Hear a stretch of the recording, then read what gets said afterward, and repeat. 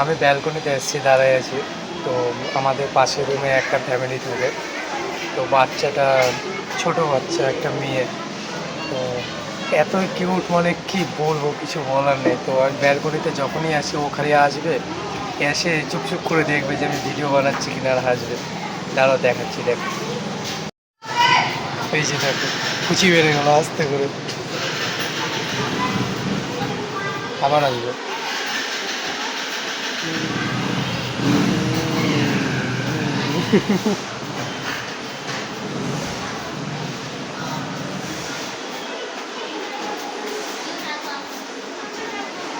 খালি বারবার করে আছে, কুচি মেরে যাবে আর হাসবে।